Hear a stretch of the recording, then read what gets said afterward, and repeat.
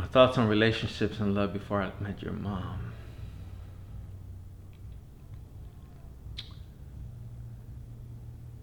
I had a belief that when I met someone and I felt a chemistry with them, that this is the person that I wanted to get to know better, you know. I am from a very small town, and it's in the South. Um, and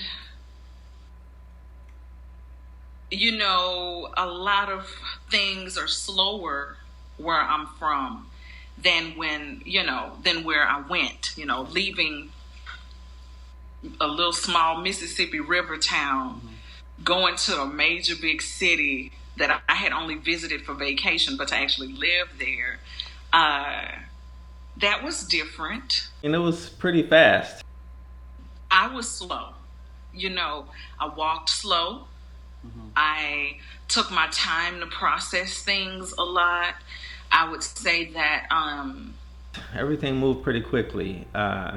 We met, and she would spend quite a bit of time with me at the house, and she didn't have a car, so she'd come over and spend a few days, and I'd take her back to your auntie's house, and it would be a few more days or a week or so go by, and we spend some more time together.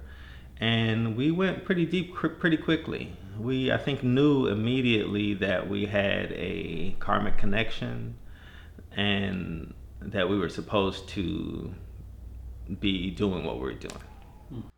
I met your dad through his brother, your Uncle Dave. He's friends with one of my cousins. They thought, because of our personalities or whatever, that we just had to meet each other because we both had the same kind of weirdness and, little earthiness about us. And when I met your father, we instantly clicked. Pretty quickly, we decided that we'd be okay with having kids together.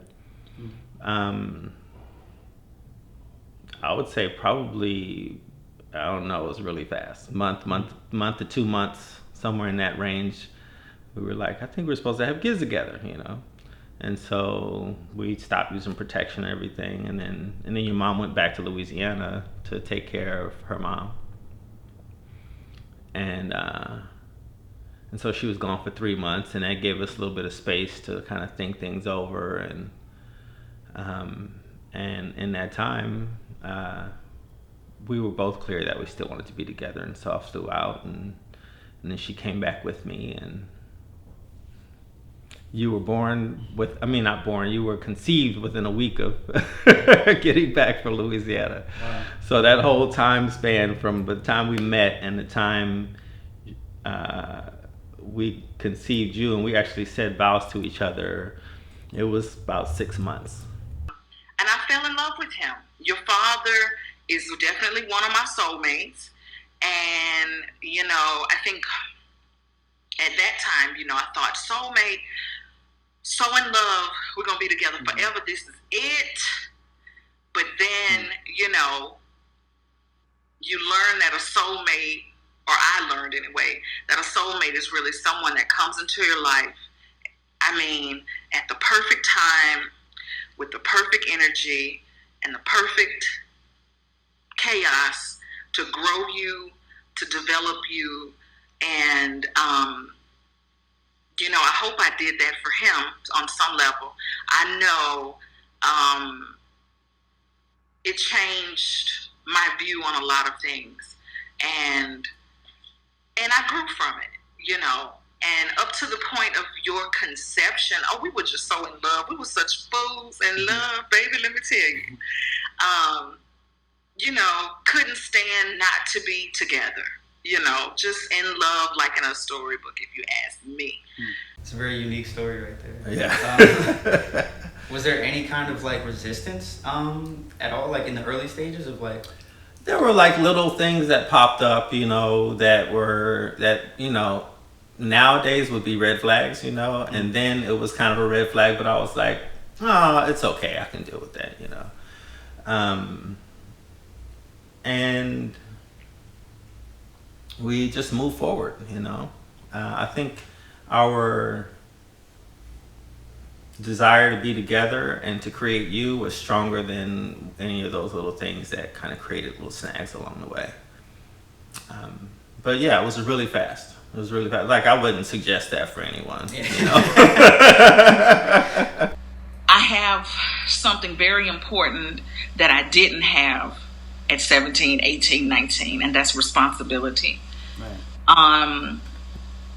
And that changes your priorities. Because when you're an independent person and you're not responsible for children or elders or anybody, you can really have your dream be your baby. And also, I think,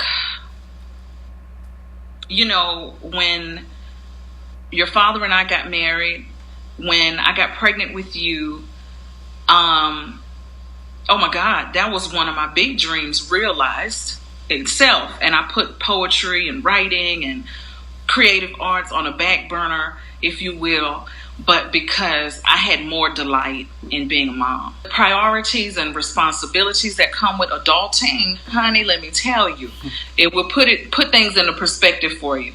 And you just have to, you have more to weigh. Take your time. I was 28, she was 20. So I guess, she was young, younger.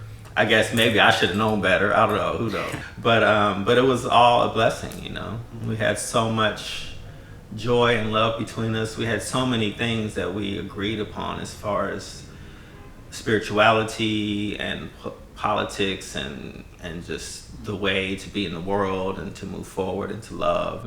It took some time. I'm not saying it was like a perfect, like, key in the hole type of thing, but I had never experienced a love like that. And so it was, to have that experience and to have a child and, it was, the pregnancy and all that. It was beautiful. I was sick a lot, Jordan. When she was pregnant with you, there was a lot of stuff that came up. But, when people are having a baby, a woman's pregnant, there's hormones going on, I think on both sides, I had a troubled pregnancy. They talk about morning sickness and then the first trimester illness and all that. Baby, you wore me out 9 months. I was so happy, but talk about miserable. I couldn't stand the way anything smelled. People could walk in the house and I would be like, oh my God, you had fried chicken, I'm going to throw up. And I ate that 3 hours ago.